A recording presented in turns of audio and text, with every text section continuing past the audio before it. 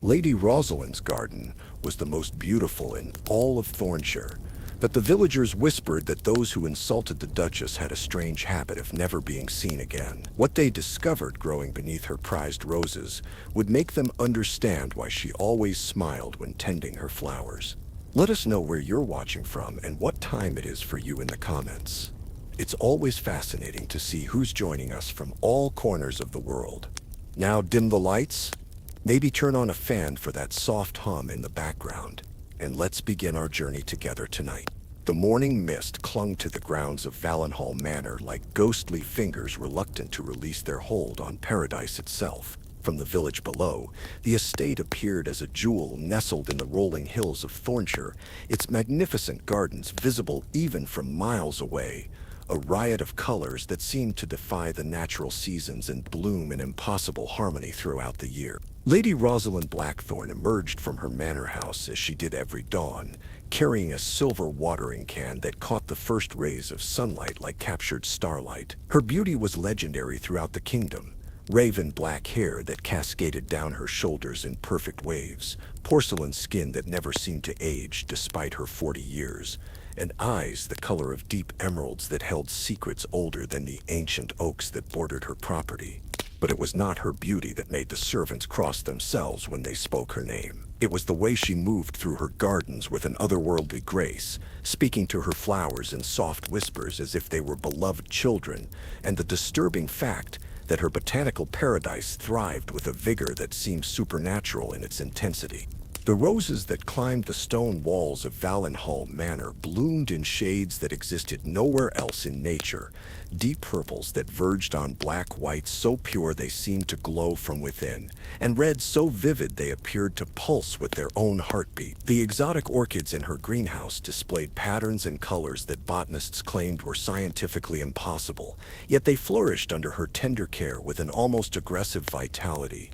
Most unsettling of all were the carnivorous plants that occupied the manor's eastern conservatory.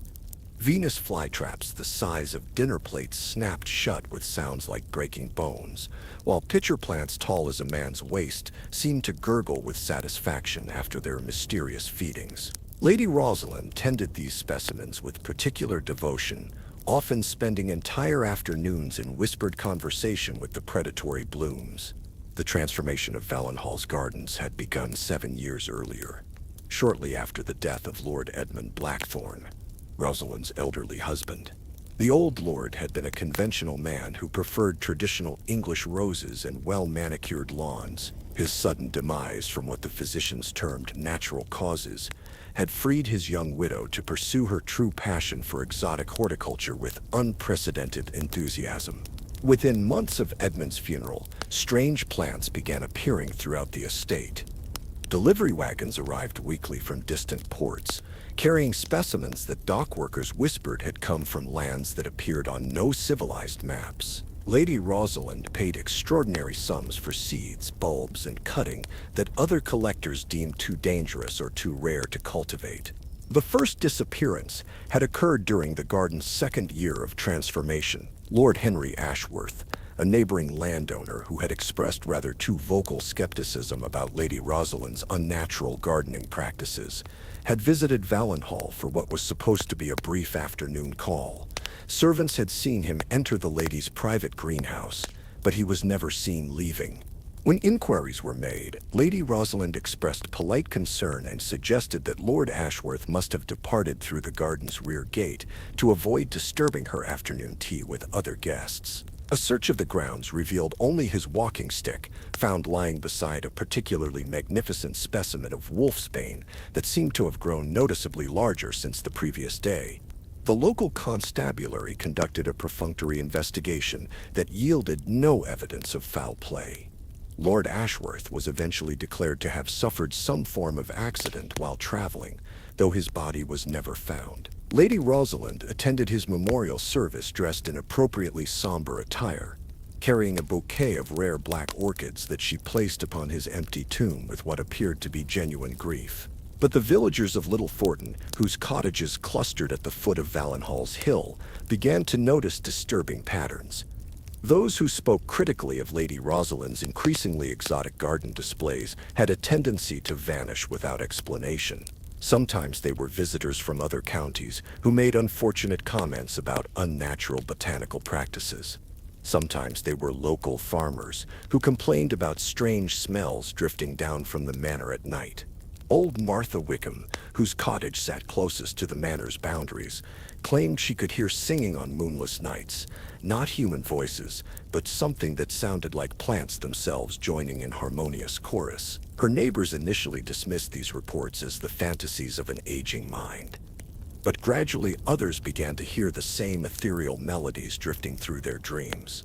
The postmaster, Samuel Fletcher, noticed that correspondence addressed to individuals who had supposedly left the area after visiting Valenhall continued to arrive for months. When he mentioned this oddity to Lady Rosalind during one of her rare visits to the village, she smiled with such radiant warmth that he found himself unable to voice any further concerns. Children playing near the manor's stone walls reported seeing faces in the bark of certain trees, expressions frozen in silent screams that appeared only in peripheral vision and vanished when looked at directly. Parents forbade their offspring from venturing too close to the estate, creating an invisible barrier of fear that surrounded Valenhall like a protective moat.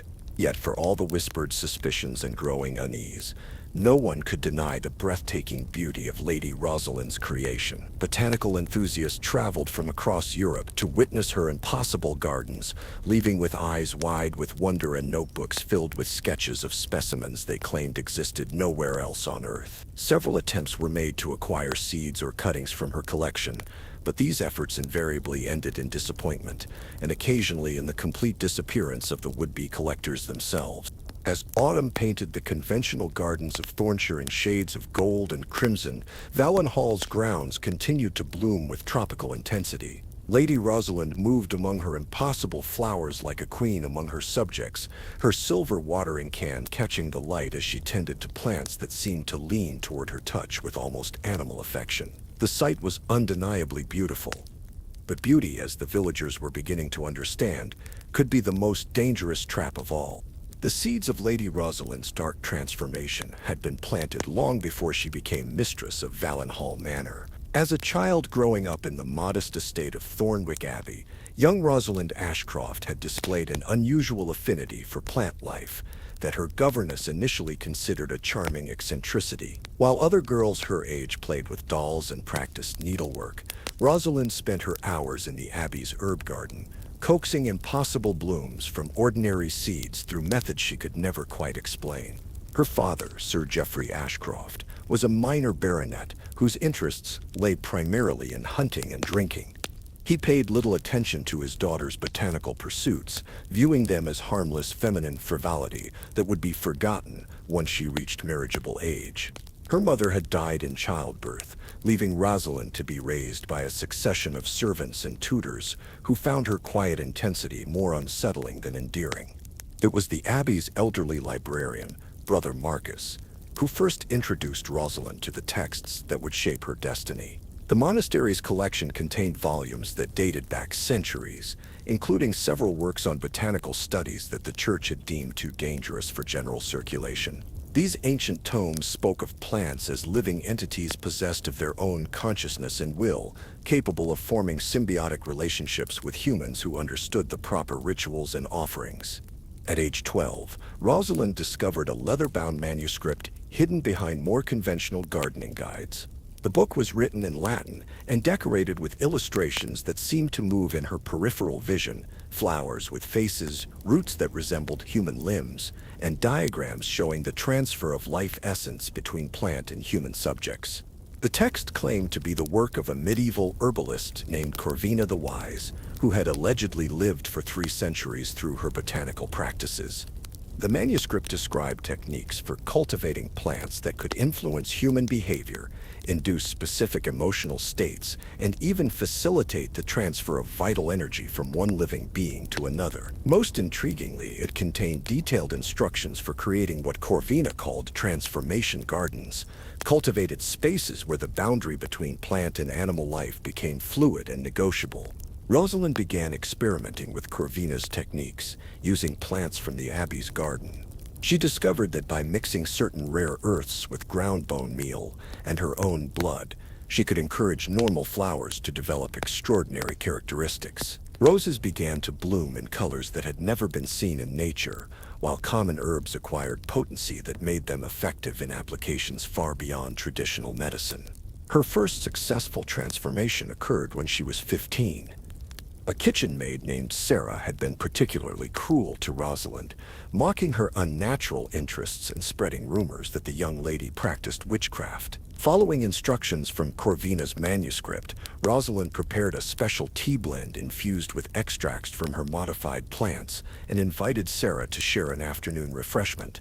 The maid accepted the invitation with ill grace, expecting to find some opportunity to further torment her young mistress. Instead, she found herself growing drowsy after consuming the beautiful pale green tea that tasted of spring flowers and honey. As Sarah's consciousness faded, Rosalind guided her to a freshly prepared plot in the garden's most secluded corner, where moonflowers had been planted in a precise circular pattern. What happened next would have seemed impossible to any rational observer. Sarah's body gradually took on a greenish tinge as root-like tendrils emerged from her skin and burrowed into the prepared soil. Over the course of several hours, the transformation accelerated until only the outline of a human form remained, covered in a network of vines that pulsed with their own organic rhythm. By dawn, Sarah had become part of the garden itself, conscious but immobilized, aware but unable to cry out. The disappearance of the kitchen maid was attributed to her known habit of entertaining male visitors from the village. Sir Geoffrey made perfunctory inquiries, but showed little concern about the loss of a servant who could easily be replaced. Only Rosalind knew the truth, and she found the knowledge intoxicating rather than horrifying. The transformed Sarah became Rosalind's first successful cultivation, providing her with insights into the deeper mysteries of Corvina's teachings. Through their strange botanical connection, she could sense Sarah's consciousness trapped within the plant matrix, experiencing every sensation of growth, flowering, and seasonal change. The former maid's terror had gradually evolved into a different kind of awareness, one that was alien to human understanding, but strangely peaceful in its complete surrender to natural cycles. Encouraged by this success, Rosalind began expanding her experiments. Over the following months, 3 more servants disappeared from Thornwick Abbey under circumstances that raised no serious suspicions. A stable boy who had been caught stealing was discovered to have developed an irresistible compulsion to walk into the nearby forest, where his tracks simply vanished among a grove of oak trees that seemed to have grown noticeably thicker overnight. A scullery maid who had witnessed one of Rosalind's nocturnal gardening sessions succumbed to a mysterious wasting disease that left her weak as a dried flower before she finally disappeared from her sickbed. Each transformation taught Rosalind new techniques and revealed additional secrets hidden within Corvina's manuscript. She learned to read the subtle signs that indicated when a subject was ready for botanical integration, to prepare the soil mixtures that would facilitate the smoothest possible transitions, and to maintain the delicate balance of consciousness that kept her garden subjects aware but compliant. By her 18th birthday, Rosalind had transformed the Abbey's gardens into something that bore little resemblance to their original modest herb plots. Exotic specimens flourished in impossible profusion, their roots drawing sustenance from sources that conventional botany could not explain. Visitors commented on the garden's extraordinary beauty, never suspecting that some of the most magnificent displays had once walked on 2 legs and spoken with human voices. Sir Geoffrey, now in failing health and increasingly dependent on his daughter's care, began to notice his own subtle changes. The special tisanes that Rosalind prepared for his daily consumption seemed to ease his symptoms while making him more malleable to her suggestions. His original plans to arrange a suitable marriage for her gradually faded as he became convinced that her botanical talents were too valuable to lose through conventional matrimony. Instead, he began corresponding with Lord Edmund Blackthorne, the elderly widower who owned the magnificent Valenhall Manor, Lord Edmund was known to be a passionate collector of rare plants, and Sir Geoffrey suggested that an alliance between his daughter's expertise and Lord Edmund's resources would benefit both families. The marriage was arranged with indecent haste, though neither party seemed particularly concerned about the suspicious speed of the courtship. On the night before her wedding, Rosalind stood in her transformed garden, surrounded by specimens that had once been human beings. Their consciousness flickered around her like candlelight, acknowledging her dominion with the rustle of leaves and the soft perfume of night-blooming flowers.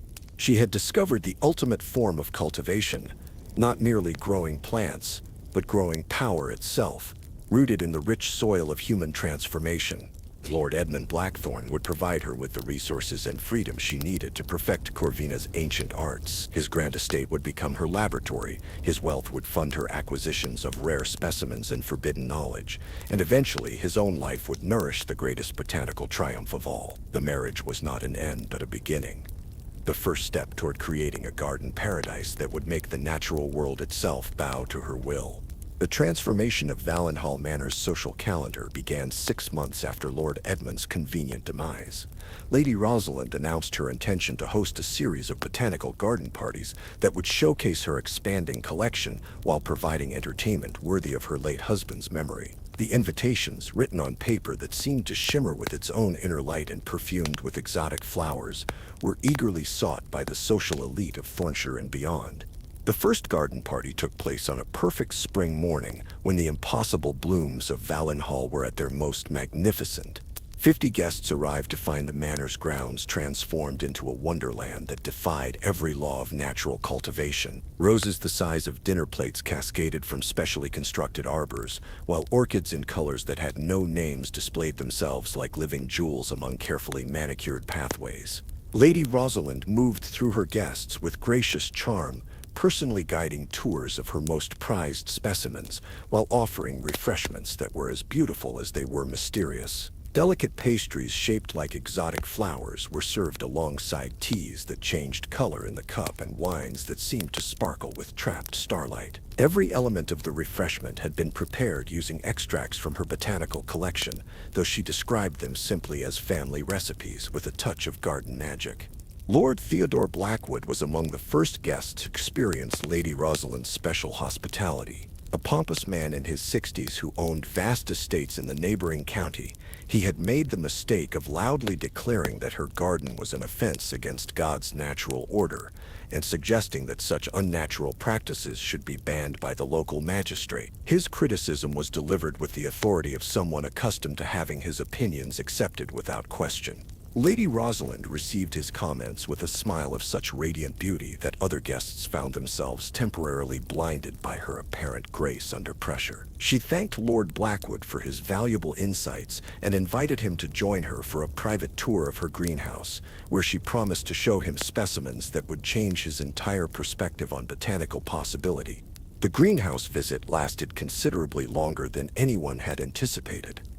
When other guests began to inquire about Lord Blackwood's absence, Lady Rosalind explained that he had become so fascinated by a particular orchid specimen that he had requested to remain behind for detailed study. She assured everyone that he would rejoin the party shortly, though his passion for learning might detain him somewhat longer than originally planned. Lord Blackwood never rejoined the party. The next morning, Lady Rosalind announced that he had departed before dawn, explaining that urgent business matters required his immediate return home. His carriage and horses were discovered to have left the estate during the night, though the stable boys who supposedly prepared them had no memory of the event. Within a week, a magnificent new addition appeared in Lady Rosalind's orchid collection, a specimen of unprecedented size and beauty that bore an unsettling resemblance to Lord Blackwood's facial features. The flower's petals were the exact shade of his ruddy complexion, while its center displayed patterns that reminded careful observers of his distinctive mutton chop whiskers. Most disturbing of all, the orchid seemed to exhibit expressions that changed subtly throughout the day, sometimes appearing serene, sometimes displaying what looked remarkably like silent screaming. The second garden party was held a month later, attended by an even more distinguished gathering that included Duchess Margaret Ashford, a formidable woman known for her sharp tongue and her tendency to meddle in affairs that were none of her business. The Duchess had heard rumors about Lord Blackwood's mysterious departure and arrived at Valenhall determined to uncover whatever scandal might be lurking beneath its beautiful facade. Duchess Margaret made her suspicions embarrassingly obvious, interrogating servants about missing guests and examining Lady Rosalind's exotic plants with the intensity of a criminal investigator. Her behavior was so offensive to the other guests that Lady Rosalind's eventual invitation for a special viewing of her carnivorous plant collection was met with general approval rather than concern. The Duchess followed her hostess into the Eastern Conservatory, where specimens that belonged in nightmares rather than drawing rooms waited in their specially prepared terrariums. The largest pitcher plant stood nearly 7 feet tall, its deep purple throat opening and closing with movements that suggested breathing rather than simple mechanical response. Lady Rosalind explained that the plant was a hybrid of her own creation, capable of processing much larger prey than its conventional cousins. Duchess Margaret's disappearance was even more dramatic than Lord Blackwood's. Guests reported hearing a brief scream from the direction of the conservatory, followed by what sounded like the slam of a very large lid. When Lady Rosalind emerged 20 minutes later, she appeared somewhat disheveled but explained that the Duchess had suffered a fainting spell brought on by the conservatory's humid atmosphere and had been taken to a guest room to recover. The Duchess was never seen again, though her personal effects were carefully packed, and returned to her estate with a note explaining that she had chosen to extend her visit indefinitely to study Lady Rosalind's remarkable collection. The giant pitcher plant developed a noticeable bulge in its lower section that gradually decreased over the following weeks, suggesting a very thorough digestive process. Each subsequent garden party followed a similar pattern. Guests who made inappropriate comments about Lady Rosalind's methods or expressed excessive curiosity about previous visitors found themselves selected for special tours of areas where ordinary guests were not welcome. These private expeditions invariably resulted in mysterious departures and the appearance of new botanical specimens that bore disturbing resemblances to the missing individuals. Sir Reginald Hartwell became a climbing rose, whose thorns were shaped exactly like his distinctive hooked nose. Lady Catherine Pemberton was transformed into a sunflower, whose face tracked the movement of visitors with uncanny accuracy. Young Lord David Ashcroft developed into a patch of forget-me-nots that seemed to whisper his name when the wind moved through their delicate petals. The most impressive transformation involved Baron Frederick Cromwell, a massive man whose appetite for both food and cruelty was legendary throughout the region. His conversion into Lady Rosalind's prized Venus flytrap required several months of careful preparation, but the result was magnificent, a carnivorous plant large enough to consume a full-grown sheep, with trigger hairs that responded to the slightest movement and jaws that could snap shut with bone-crushing force. Lady Rosalind's garden parties became increasingly exclusive as word of their unusual nature spread through aristocratic circles. Only the most distinguished guests received invitations, and even they approached Valenhall with a mixture of fascination and barely concealed terror. The opportunity to witness botanical impossibilities proved irresistible to many, even as the growing list of mysteriously departed visitors suggested that such wonders came with considerable personal risk. The lady herself seemed to grow more beautiful with each successful transformation, her skin taking on the luminous quality of someone who spent her days surrounded by living art. She moved through her gardens with the confidence of a goddess among her creations, speaking to her transformed subjects in whispers that sounded like wind through leaves. Observers noted that certain plants seemed to respond to her presence with movements that suggested consciousness rather than mere phototropism. By the end of her 3rd year of hosting garden parties, Lady Rosalind had assembled a collection that represented the finest achievements in supernatural horticulture. Her greenhouse contained specimens that existed nowhere else on Earth, each one a masterpiece of botanical artistry that had once been a living human being. The beauty of her creation was undeniable, as was the terrible price that had been paid to achieve such perfection. Yet for all the whispered rumors and growing fear, no authority dared to investigate too closely. Lady Rosalind's wealth and social connections provided protection that conventional law enforcement was reluctant to challenge. More importantly, the stunning beauty of her gardens created a kind of aesthetic immunity. Surely something so magnificent could not be the product of genuine evil, regardless of what jealous rivals might claim. The garden parties continued, each one adding new specimens to her collection, while reinforcing Lady Rosalind's position as the most innovative botanical artist of her generation. Those who attended and survived spoke of wonders that challenged the very foundations of natural science. Those who questioned her methods too closely simply disappeared, leaving behind only new additions to her ever-growing gallery of human flowers. The first person to seriously investigate the mystery surrounding Valenhall Manor was Miss Emma Thornfield, a young woman whose passion for botany had brought her from London to study the region's native plant life. At 26, she possessed both the scientific training to recognize impossibilities when she encountered them and the courage to pursue uncomfortable truths regardless of social consequences. Emma had arrived in Little Thornton 3 months earlier, intending to spend the summer cataloging wildflowers for a comprehensive botanical survey. Her scholarly credentials and modest demeanor had earned her a room at the village inn and the cooperation of local farmers who were happy to grant access to their meadows and woodland. It was during these systematic explorations that she first encountered specimens that defied scientific classification. The discovery of a cluster of roses growing wild in Thornton Woods, roses that bloomed in impossible shades of blue and silver, had led Emma to investigate their origins. Local residents reluctantly admitted that such unusual plants sometimes appeared in areas downwind from Valenhall Manor, though they claimed no knowledge of how Lady Rosalind's cultivated specimens might have spread into the natural landscape.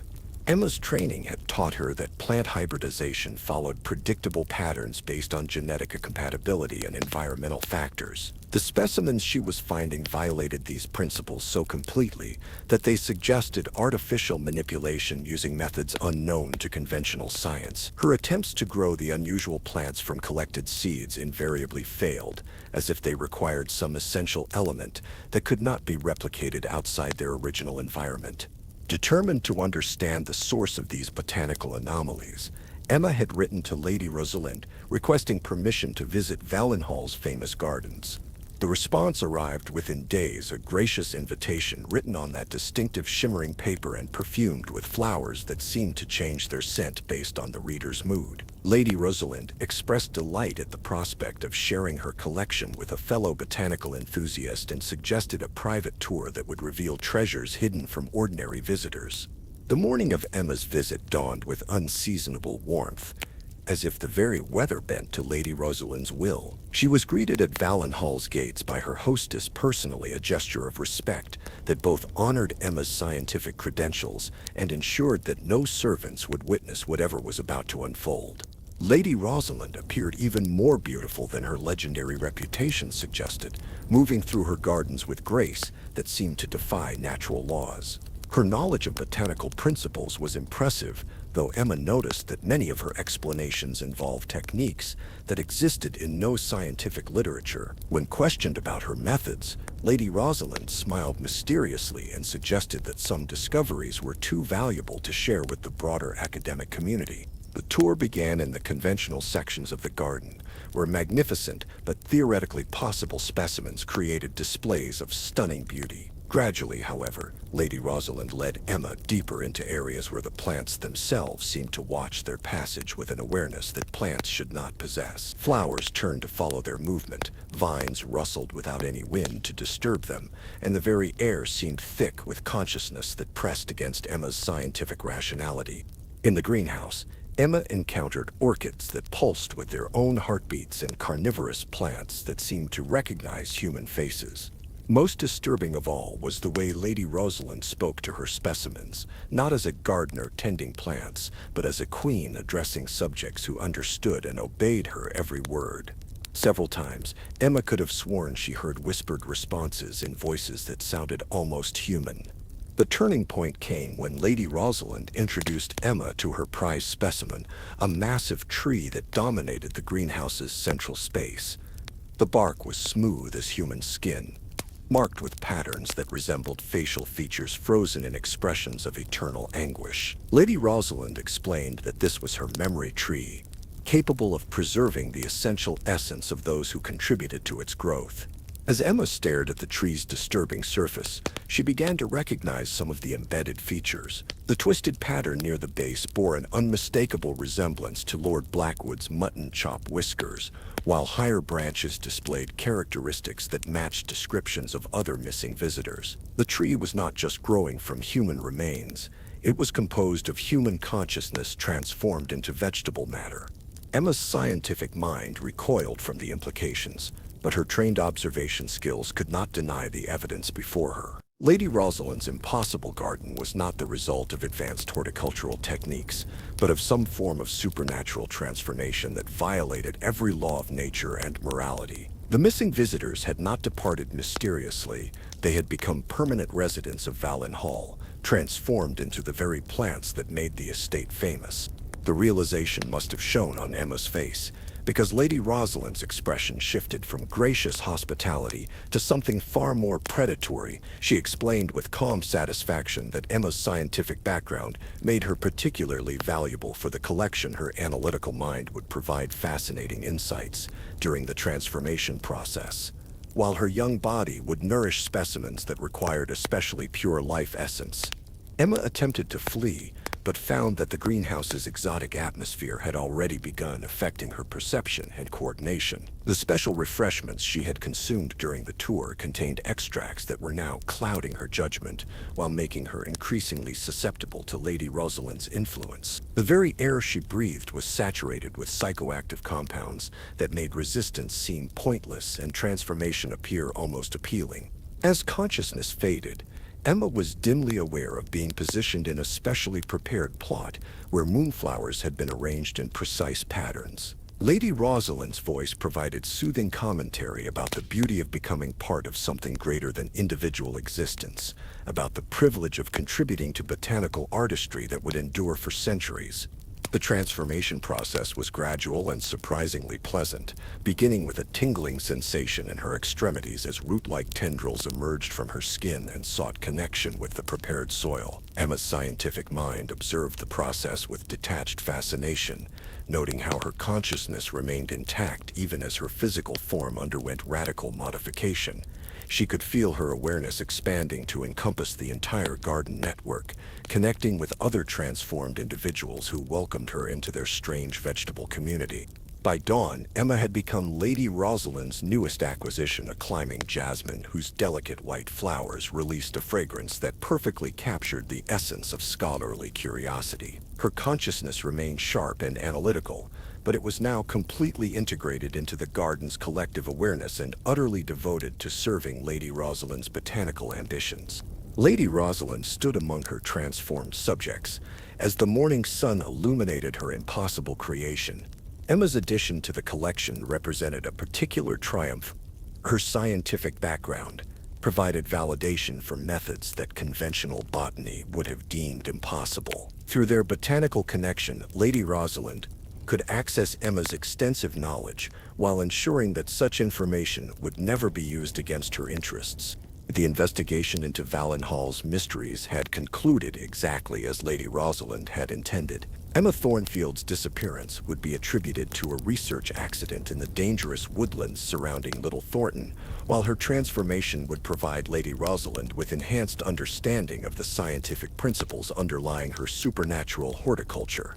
Word of the young botanist vanishing spread through academic circles, but no serious investigation followed. Lady Rosalind's reputation for hospitality and botanical expertise deflected suspicion, while the stunning beauty of her gardens continued to attract visitors who preferred wonder to uncomfortable questions about how such miracles might be achieved.